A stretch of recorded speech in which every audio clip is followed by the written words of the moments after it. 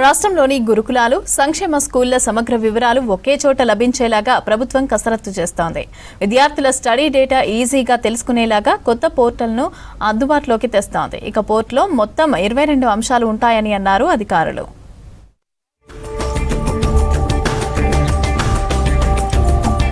రాష్ట్రంలోని వెల్ఫేర్ గురుకులాల నిర్వహణపై ప్రభుత్వం కీలక నిర్ణయం తీసుకుంది.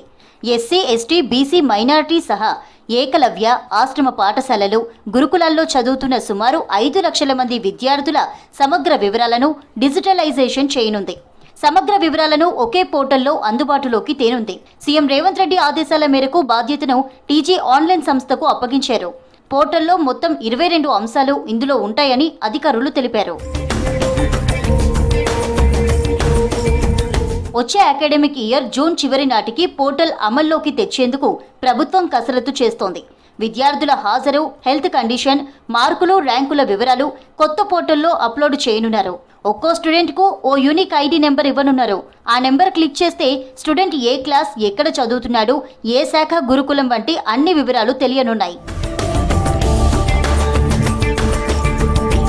ఇప్పటి వరకు ఒక్కో సంక్షేమ శాఖ తమ పరిధిలోని గురుకులాలను వేర్వేరుగా పర్యవేక్షిస్తున్నాయి. ఫుడ్ పాయిజన్, అవాంఛనీయ ఘటనలు జరిగిన టైంలో డేటా నిర్వహణలో సమన్వయ లోపం ఏర్పడే అవకాశం ఉండేది.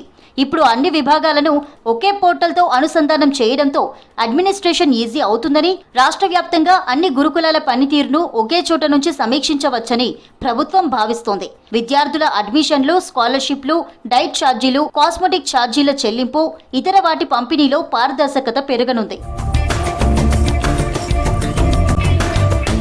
పోర్టల్ ప్రాజెక్టుకు సంబంధించిన సాఫ్ట్వేర్ అభివృద్ధి, డేటా భద్రతను టీజీ ఆన్లైన్ పర్యవేక్షించనుంది. 5 లక్షల మంది విద్యార్థుల వ్యక్తిగత వివరాలు, వారి కుటుంబ నేపథ్యం, విద్యా రికార్డుల డిజిటలైజ్తో భవిష్యత్తులో ప్రభుత్వ పథకాలు నేరుగా లబ్ధిదారులకు చేరడం సులభతరం కానుంది. అకాడమిక్ ఇయర్ ప్రారంభానికి మరో 3 నెలల టైం ఉండడంతో అప్పటికల్లా పోర్టల్ను లాంచ్ చేయాలని టీజీ ఆన్లైన్ అధికారులను సీఎంఓ ఆదేశించింది.